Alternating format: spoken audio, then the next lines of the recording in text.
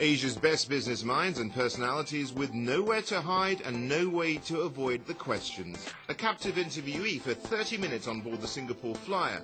Welcome to High Flyers with Haslinda Amin.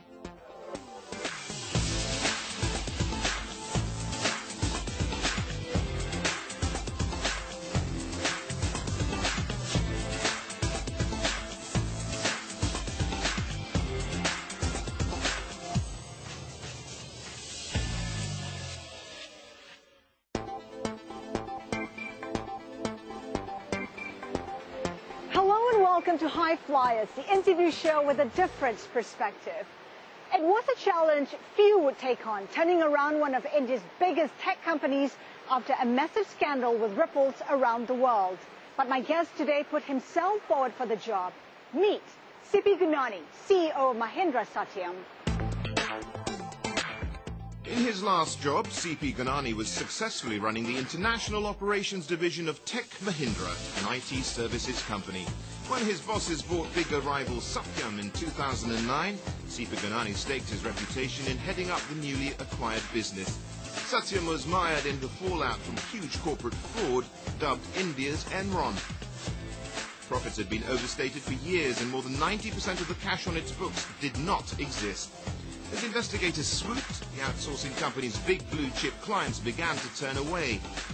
Locked in the Singapore Flyer for 30 minutes, Sept Gurnani tells us about the challenges of rehabilitating the rebranded Mahindra Satyam. You pitched for the job. Yeah, I pitched. What makes you the right person for it? I don't say that I... Your wife was against the move. The reality is that this kind of a business, naysayers are more. You need to have your own conviction, you need to have your own passion, you need to have your own energy. You need to be able to create a sense of participation. And all I can say is that it was end of the day, yes, I was one of the people who pitched for it. You had the support of the board. I did get the support. But it was difficult putting a team together. I think, again, getting the support of the board became a lot easier once they understood what we were trying to do. So let's look at it. What are the challenges? Number one, we knew that we had excess employees. Number two, we knew that the financials were not correctly stated. Number three, we knew there was a legal overhang.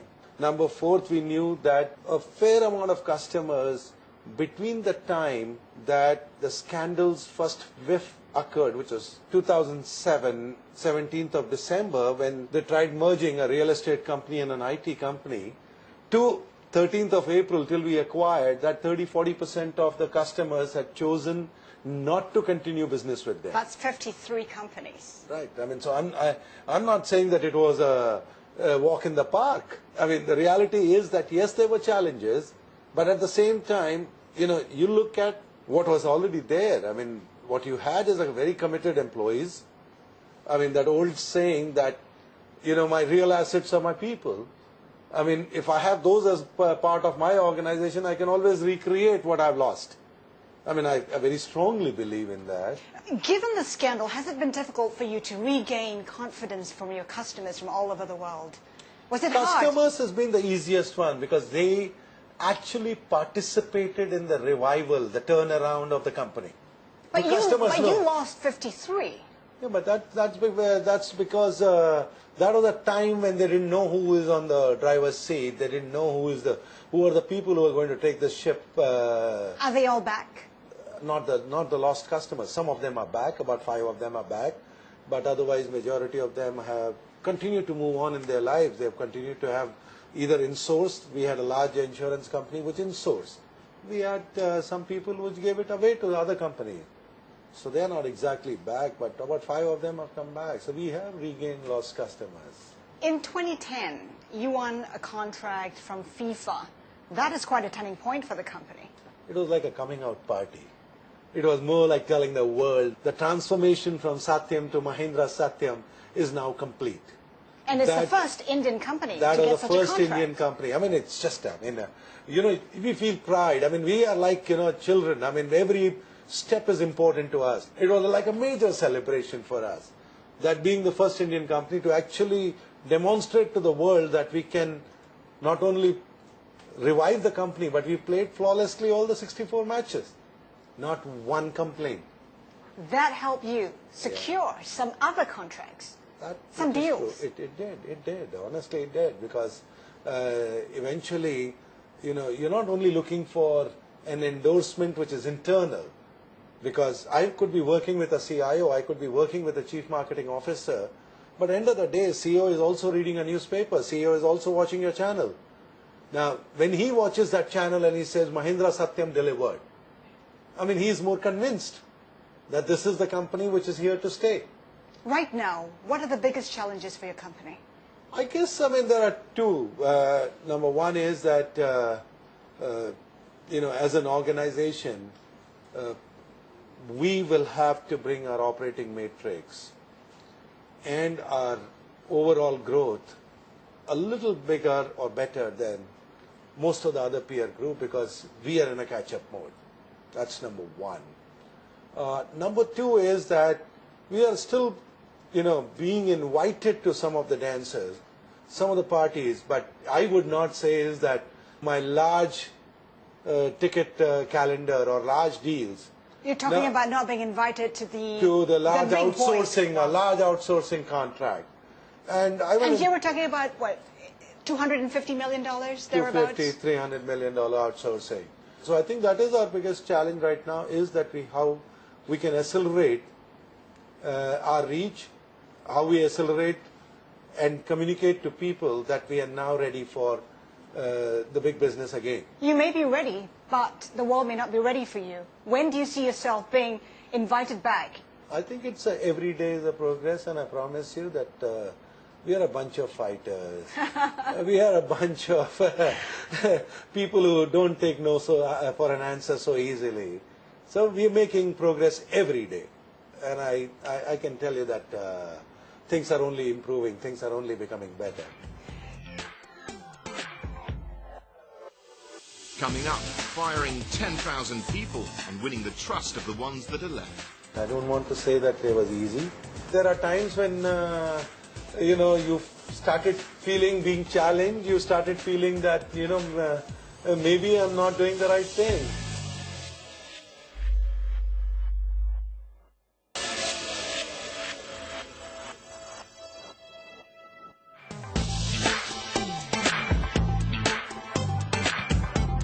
Satyam means truth in Sanskrit, and in 2009 the truth about the company came out when its founder and chairman admitted more than 90% of the cash on its books did not exist.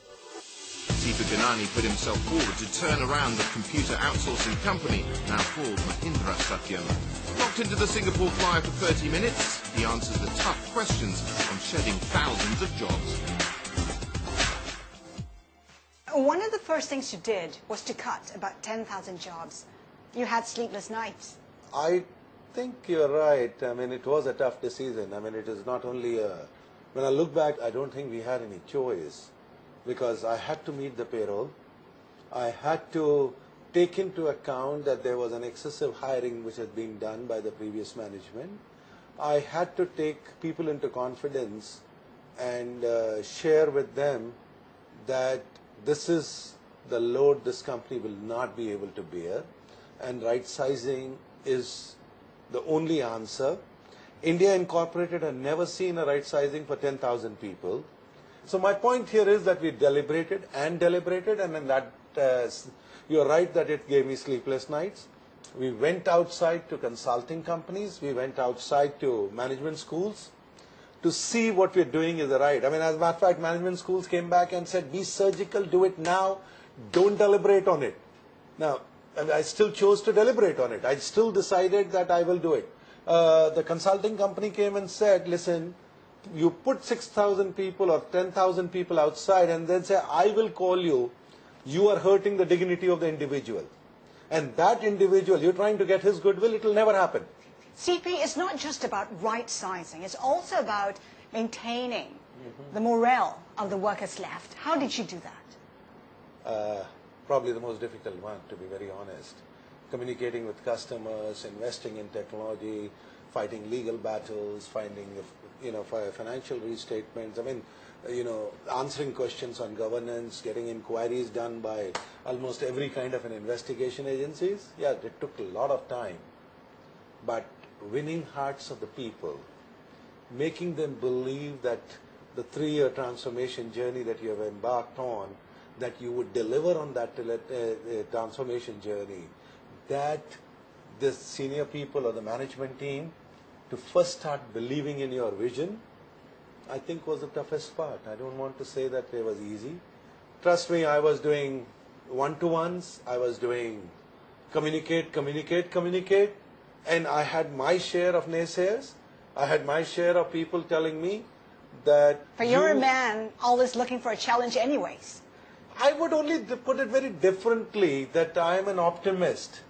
I mean, yes, there are times when I got, a little stressed out, because end of the day, I mean, it is like, you spend hours and hours with a guy, you know that you need this leader to come and deliver and help you, and that leader that evening, after hours and hours of conversation, hours and hours of convincing, says, no, I don't believe you, I have to move on. And you know that you have to find somebody else to do that job. There are times when, you started feeling being challenged, you started feeling that, maybe I'm not doing the right thing. But reality is that some of the people chose to come back. Some of the people left.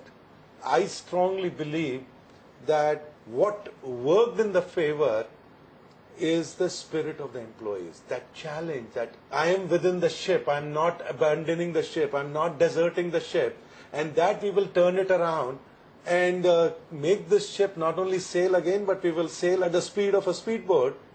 My feeling on this is more about giving all of us a sense of purpose, and that worked the best. CP, you've been referred to as a man in a hurry.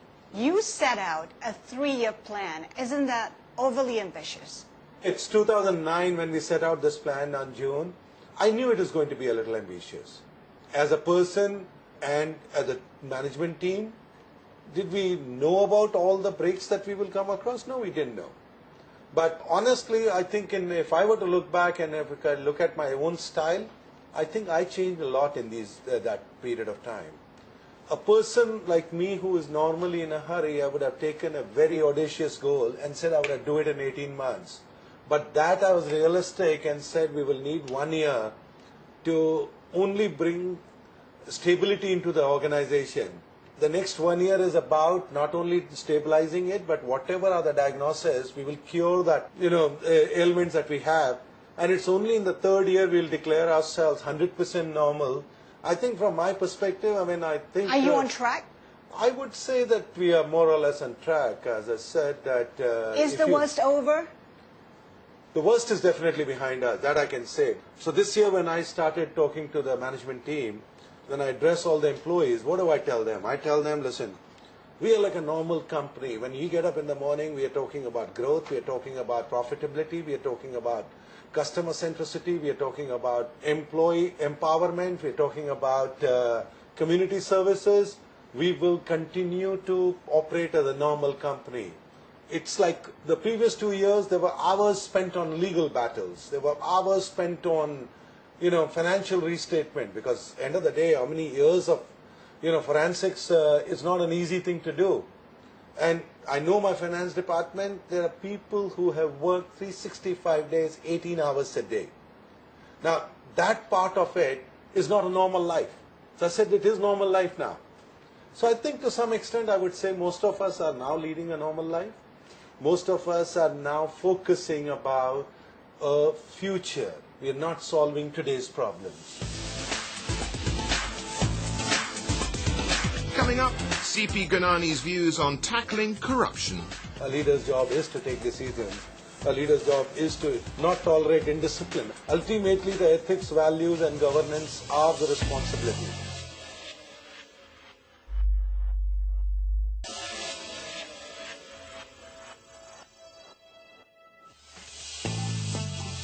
CP Gurnani has an ambitious plan to put computer outsourcer Mahindra Satyam back on track after the previous management admitted to India's biggest corporate fraud.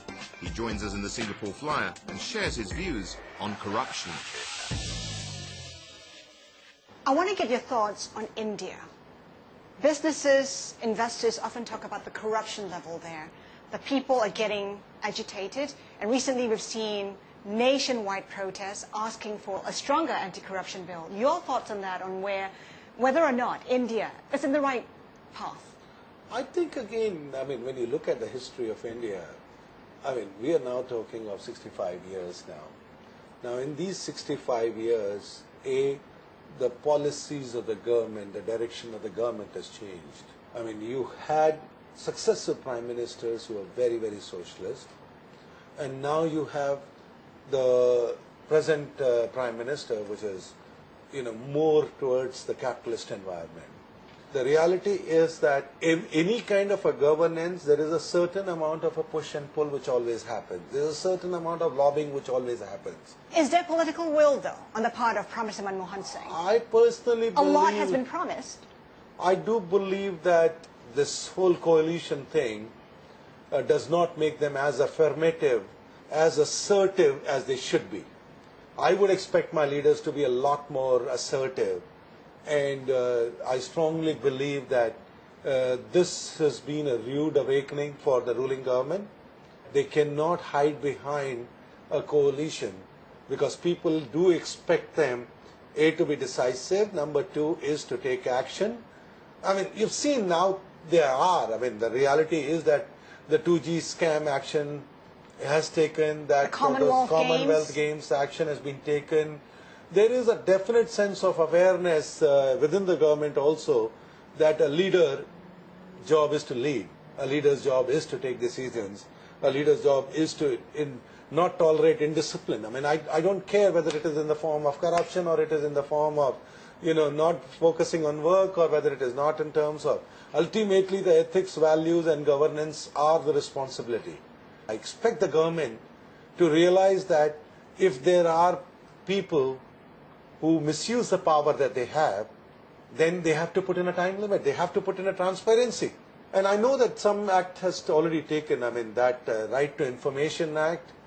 I mean, I think that is one of the tools which will eventually make the governance a lot more transparent. And similarly, my feeling is that the civil unrest movement has opened everybody's eyes that, people in today's world, they are very, very different. It's not about a customer complaint that happens on the phone.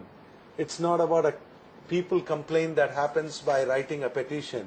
You write a petition when you tweet. You write your petition when you are using your Facebook. Corruption in India has led to bottlenecks, and that in turn is threatening the growth of the country. Your thoughts on that? It sure would. I mean, I'm not trying to be apologetic about, what is definitely one of the ailments of our society. Anybody who comes in knows that Indian bureaucracy, the Indian red tape and Indian decision making is not easy. As I would say is that I can look back and I can only tell you as a businessman is, it's a lot better than what it used to be. There is a very strong judiciary. There's a very strong media. And honestly, I mean, if you look at the history of Commonwealth Games, I mean, it is actually the media which started questioning.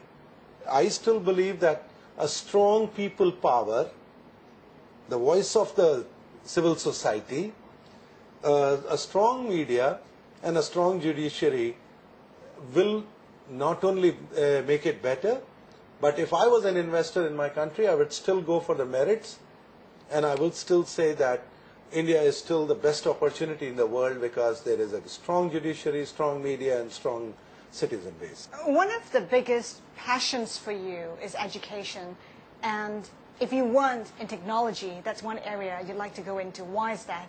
I mean, I think the reality of the answer is that to me it is all about empowerment, it is all about education. And I strongly believe that in a lot of ways, we are, for a mass that we are, we are not catering to enough people. That, and I strongly believe that our school education is reasonably good. in particularly private sector because we followed the English method. So we have what are called as public schools which are really private schools. And we have a government school system. A lot needs to be done. But to me, studies is just part of the journey.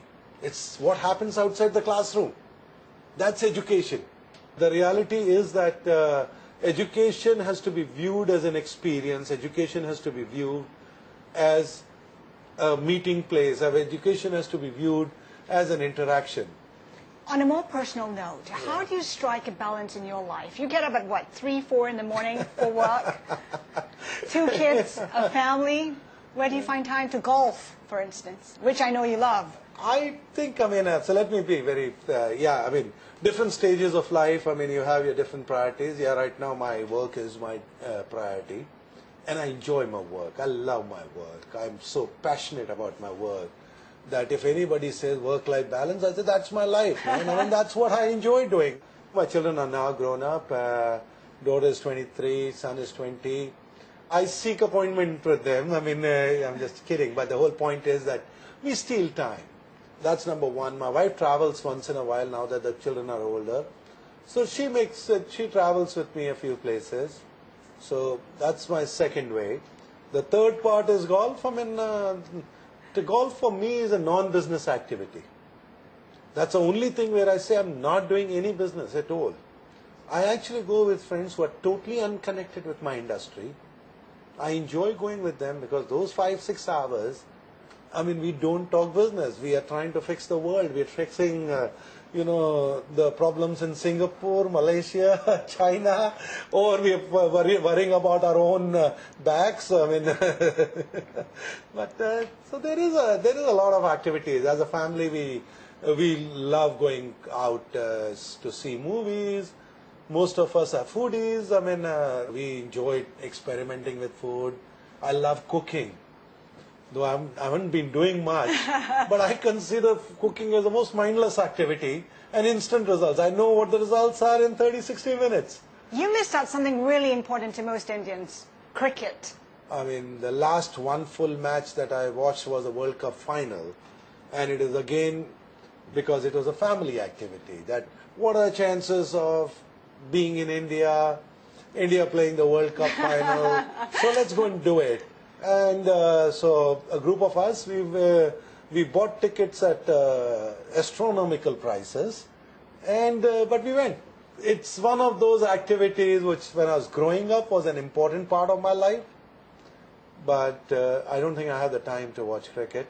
And personally, now that I have seen what India is going through, I have really no time. CP, thank you so much for being on High Flyers. Thank you so much. Thank you.